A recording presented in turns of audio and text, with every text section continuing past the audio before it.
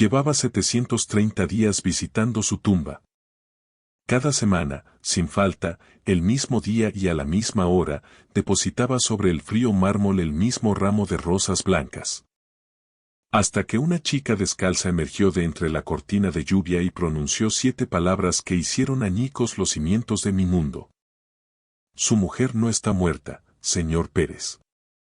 Al principio, mi mente rechazó el impacto, pensé que era una estafa burda, una mentira cruel.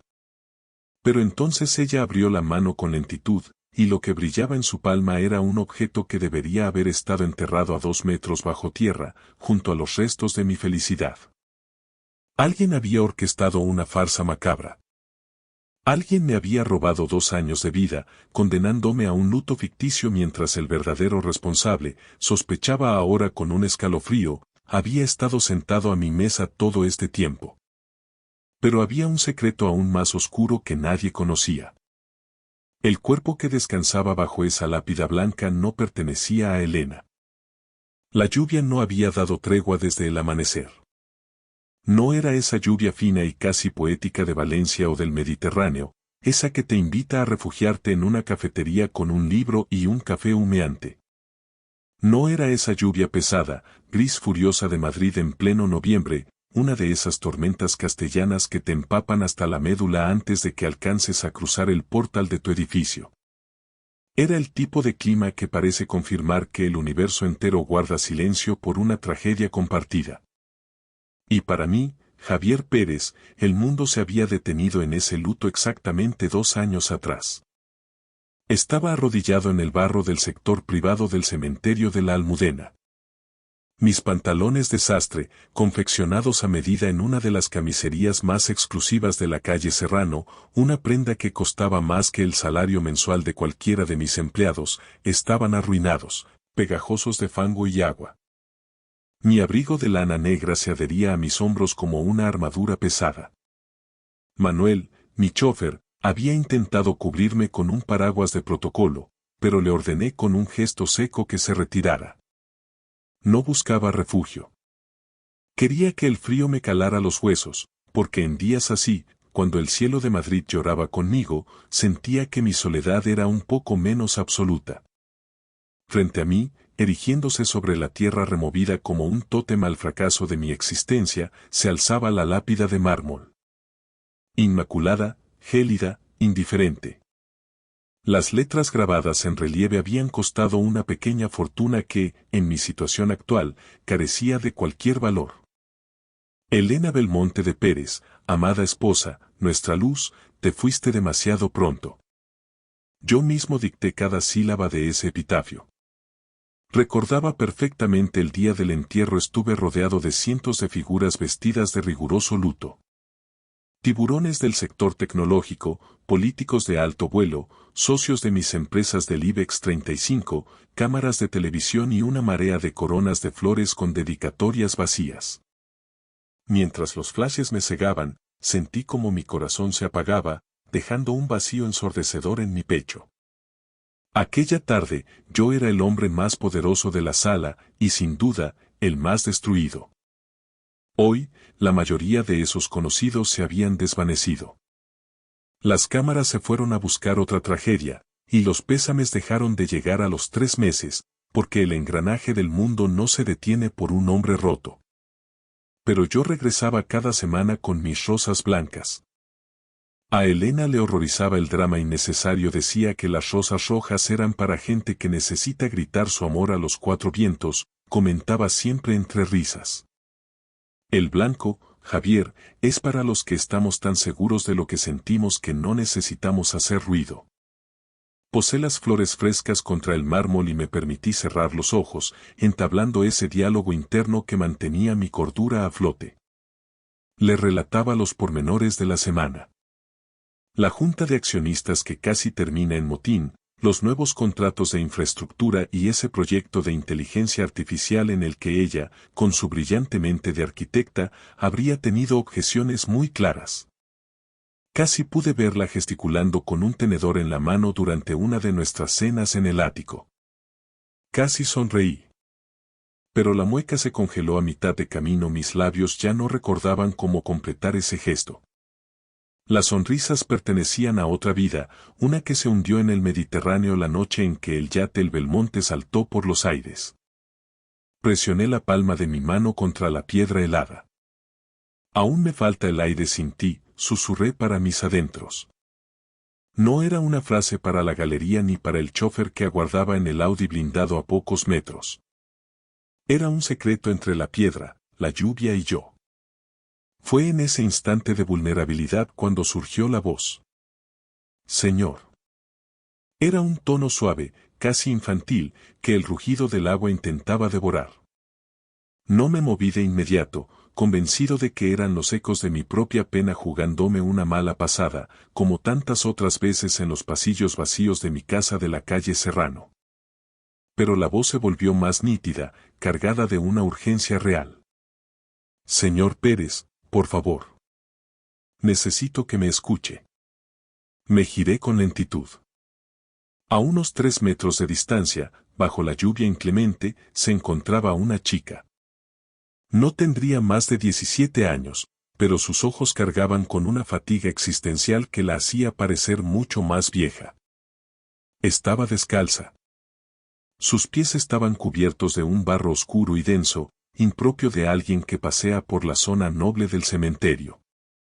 Vestía una ropa limpia pero visiblemente desgastada por el tiempo y los lavados. Tiritaba violentamente, aunque trataba de mantener la compostura. Mi primer impulso fue el cinismo. Pensé que era otra persona buscando una limosna tras reconocer mi coche oficial en la puerta. Volví la mirada a la lápida de Elena. Habla con mi chofer. Él te dará lo que necesites, dije con voz gélida. Esperé el sonido de sus pasos alejándose, pero el silencio persistió. Señor, insistió ella, y algo en el temblor de su voz me obligó a tensar la mandíbula. No he venido por su dinero. He viajado desde muy lejos para encontrarle a usted. Por favor, solo un minuto. Exhalé un suspiro pesado, todavía sin mirarla directamente. Tienes 30 segundos antes de que llame a seguridad.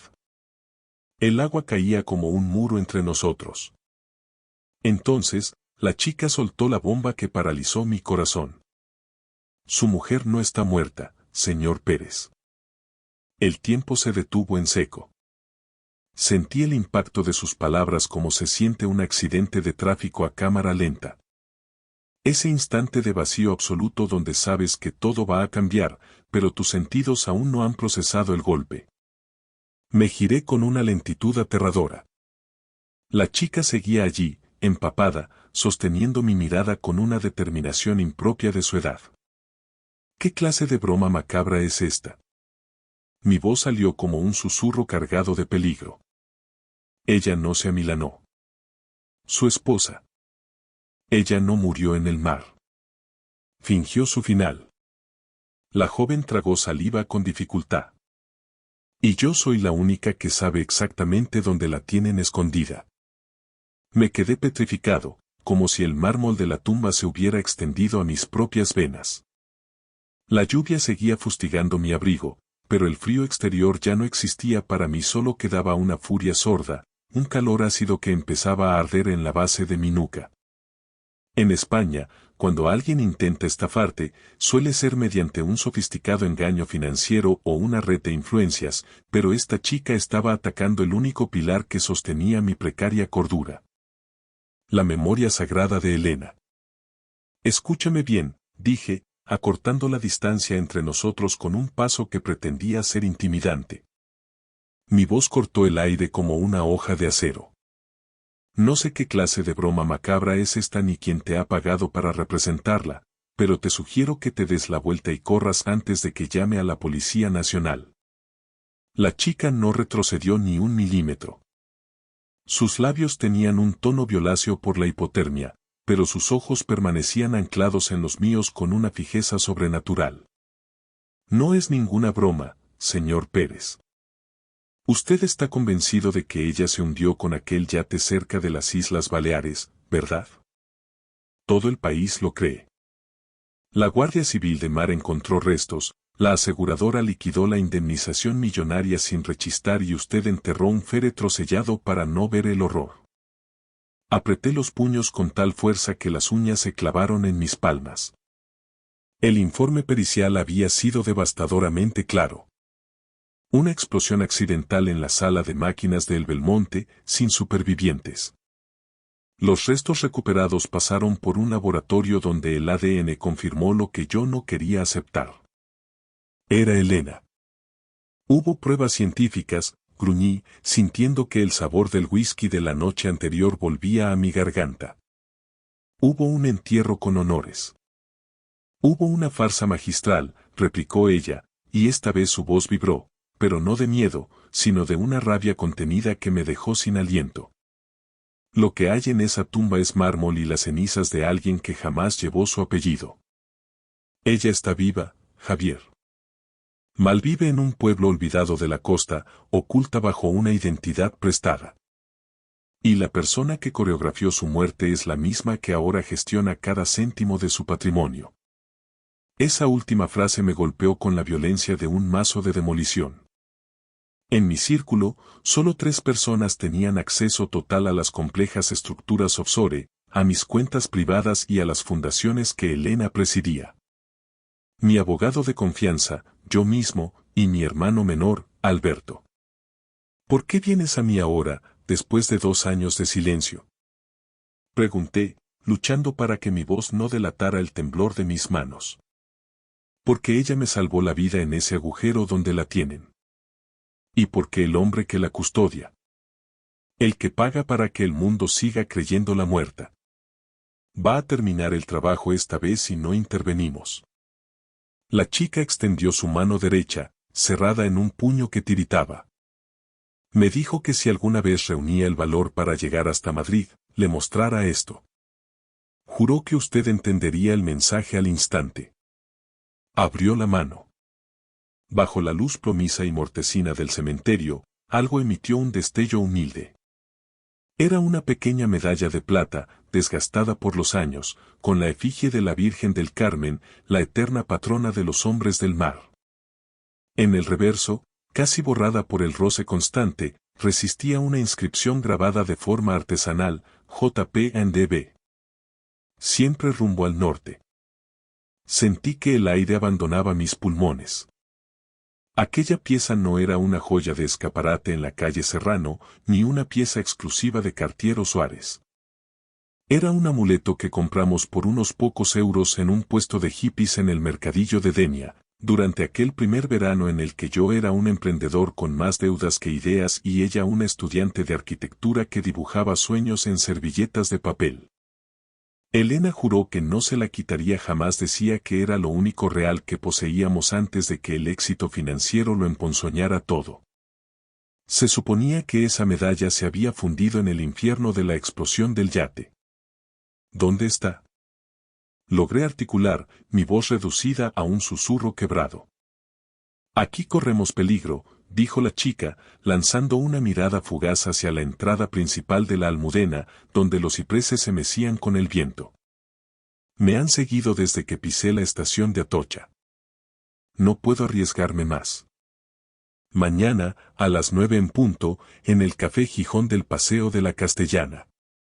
Venga solo, sin escolta y sin dispositivos. Si detecto a alguien más, me evaporaré para siempre. Antes de que pudiera reaccionar o llamar a Manuel para que la retuviera, la joven dio media vuelta y echó a correr entre los panteones con una agilidad felina, asombrosa para alguien que iba descalza sobre el barro. Se disolvió en la niebla madrileña antes de que yo pudiera dar un solo paso. Me quedé allí, solo frente al mausoleo de mármol blanco, con la medalla de plata ardiendo en mi palma como si estuviera al rojo vivo. Señor Pérez, ¿se encuentra bien? Manuel se acercó con el paraguas, su rostro reflejando una preocupación genuina ante mi inmovilidad.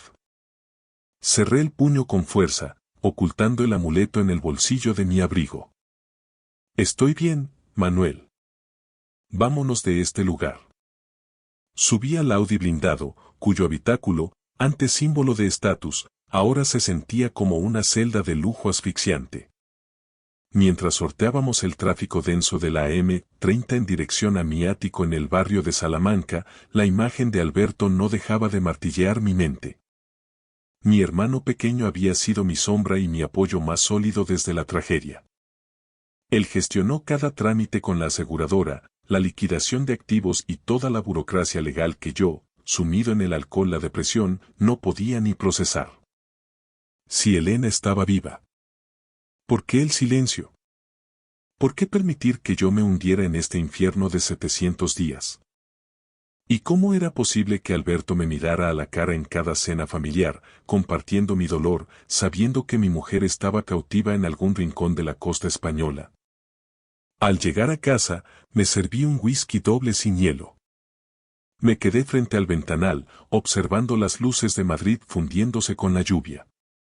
Si esa chica descalza decía la verdad, mi vida entera de los últimos 2 años no era más que una representación teatral orquestada por la sangre de mi sangre. Y yo estaba a punto de prenderle fuego al teatro. Esa noche no pude pegar ojo, el insomnio se convirtió en una tortura lenta. Mi ático en la calle Serrano, que siempre me había parecido un refugio de paz, éxito y vanguardia arquitectónica, se sentía ahora como una jaula de cristal suspendida sobre el abismo de la Castellana. No dejaba de observar la medalla de la Virgen del Carmen sobre la mesa de caoba del salón. Era real, tangible. El metal estaba gastado por el roce constante de la piel de Elena, una piel que yo había llorado y buscado en el vacío durante 730 días de oscuridad absoluta.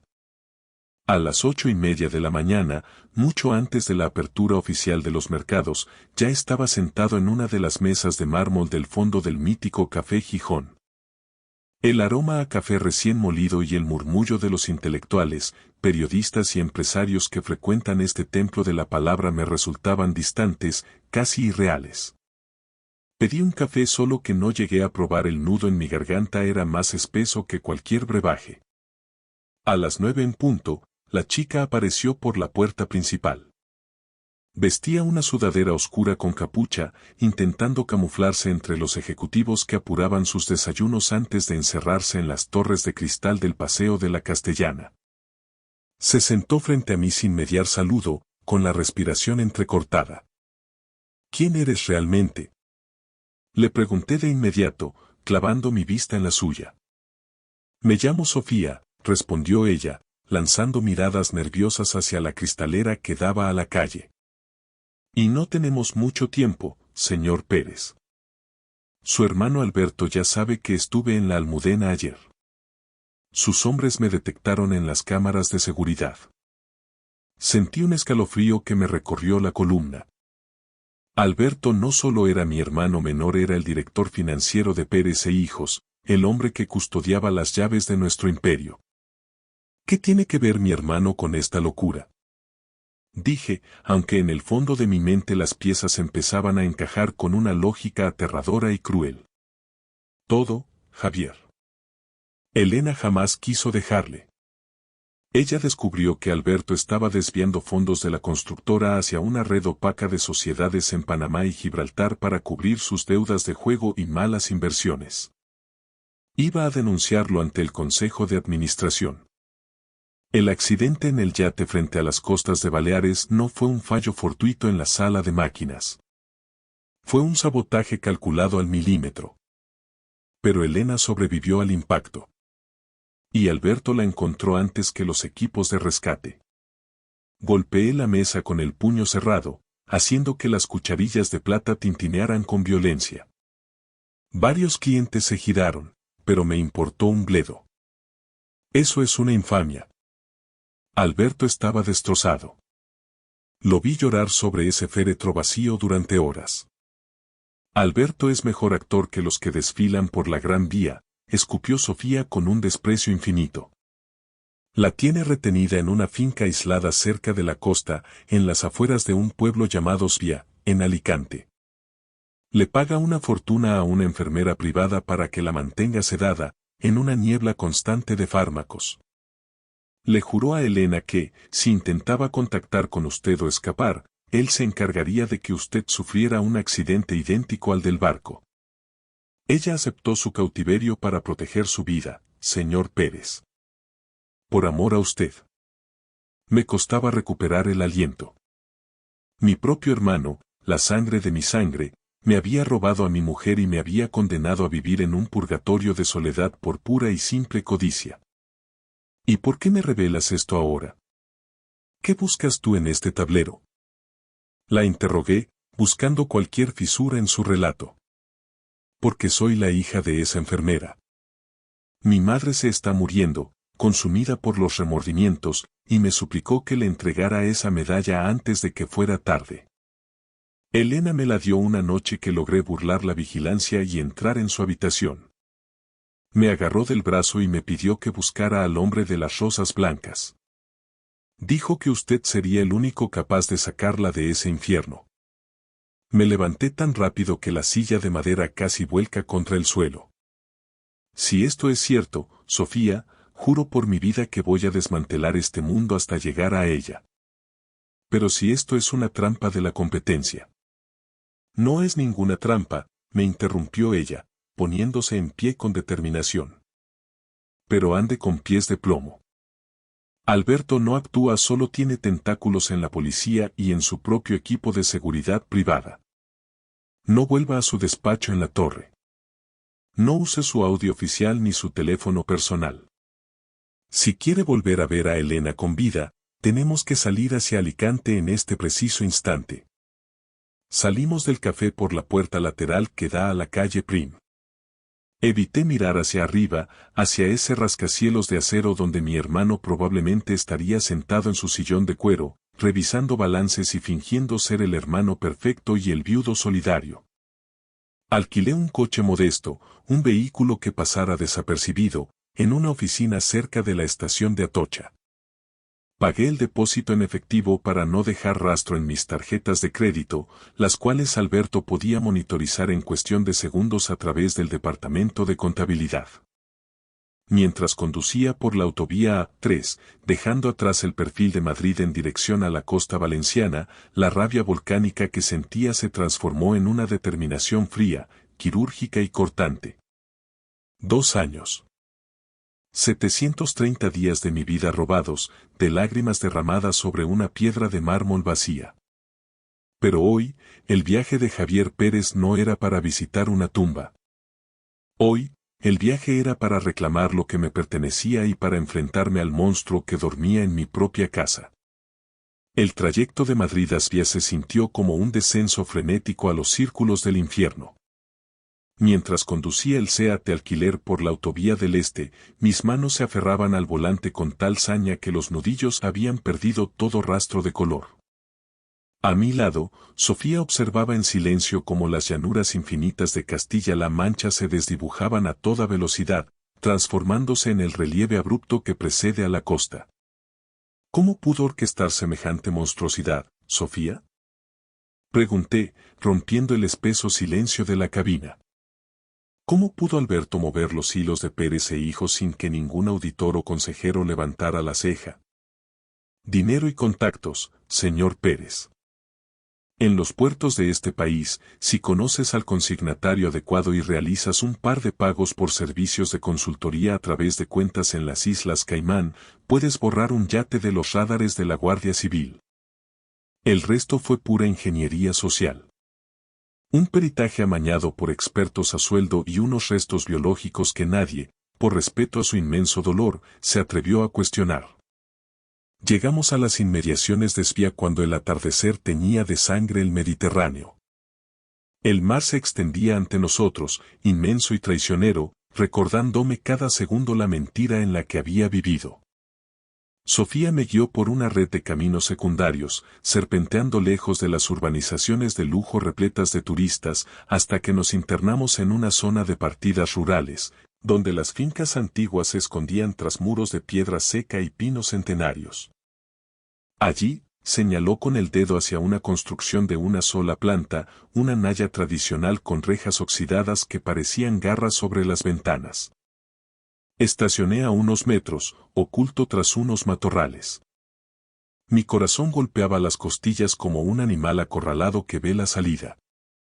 Al consultar mi teléfono, vi 5 llamadas perdidas de Alberto. El depredador ya sabía que su pieza se había movido del tablero madrileño.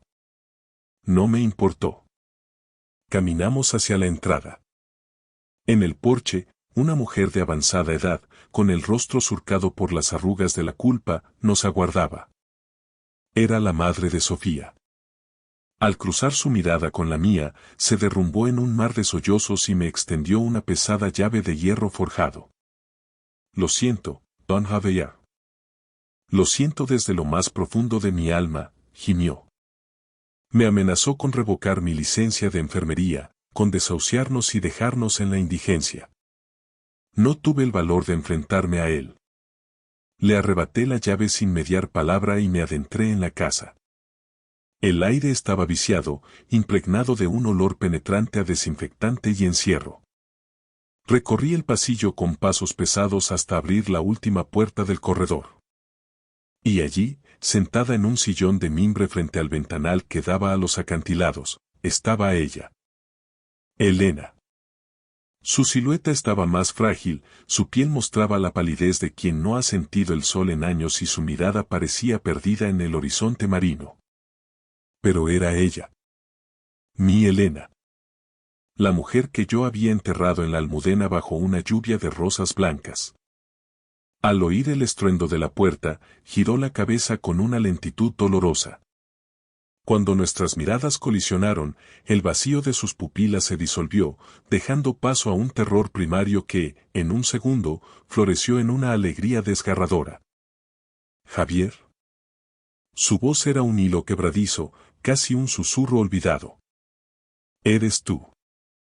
¿O es que mi mente ha inventado una nueva pesadilla para torturarme? Me desplomé de rodillas a su lado, envolviendo sus manos entre las mías.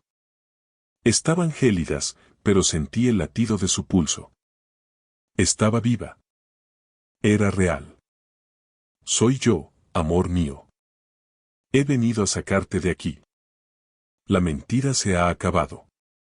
No hubo espacio para las explicaciones. Nos fundimos en un abrazo que intentaba reparar 730 días de soledad, de luto impostado y de traiciones fratricidas. Sin embargo, la paz se hizo añicos con el rugido de un motor de alta cilindrada deteniéndose frente al porche. Un Mercedes negro, el coche de representación que pagaba nuestra empresa. Alberto había llegado. Sofía entró en la estancia, con el rostro pálido como las calorías. Es él. Alberto está aquí y viene armado de soberbia. Me puse en pie con una calma gélida. El dolor de 2 años se cristalizó en una resolución fría y quirúrgica. Miré a Elena, que temblaba como una hoja, y luego a Sofía. No dejes que pase de este umbral, ordené. Salí al porche justo cuando mi hermano descendía del vehículo. Lucía un traje de 3 piezas impecable, con el nudo de la corbata perfecto, como si acabara de salir de un almuerzo de negocios en el Hotel Ritz. Al verme, no hubo asombro, solo una mueca cínica que me revolvió las entrañas. Vaya, Javier. Siempre fuiste un romántico incorregible, dijo, ajustándose los gemelos de oro con parsimonia. No podías limitarte a dejar que las rosas blancas hicieran su trabajo, ¿verdad? Tenías que seguir hurgando en la herida. ¿Cómo has sido capaz, Alberto? Mi voz salió como un rugido contenido. Tu propia familia. Mi esposa. ¿Qué clase de monstruo eres? No me vengas con moralismos, hermano. Elena iba a dinamitarlo todo. Sus escrúpulos de arquitecta nos habrían costado la constructora, el prestigio social y, muy probablemente, una temporada en la cárcel por los desvíos de fondos. Yo solo hice lo necesario para blindar nuestro futuro. La mantuve con vida, ¿no es cierto? Podría haberla dejado en aquel yate, pero le regalé una jubilación anticipada en este paraíso. ¿Paraíso? La has tenido drogada, secuestrada y anulada. Di un paso hacia él, pero Alberto, con una rapidez felina, extrajo un sobre lacrado del bolsillo interior de su americana. ¿No te interesa montar un espectáculo, Javier? En este sobre hay documentos internos de Pérez e Hijos que demuestran que tú estabas al tanto de que ella vivía y que utilizaste su supuesta muerte para una evasión fiscal masiva y para cobrar el seguro de vida. Si me arrastras al fango, caerás conmigo. España entera verá al magnate del IBEX 35 como el psicópata que fingió la muerte de su mujer por unos cuantos millones de euros. Alberto se acercó a mí, envuelto en esa suficiencia arrogante que siempre le había caracterizado.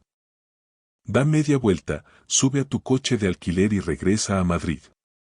Mañana mismo Elena será trasladada a una clínica privada en Suiza y tú seguirás siendo el viudo de oro de la capital. Es lo mejor para la imagen de la familia. Miré el sobre. Miré a mi hermano. Y entonces, por primera vez en 2 años, sonreí. Una sonrisa auténtica, afilada, que hizo que Alberto diera un paso atrás por puro instinto.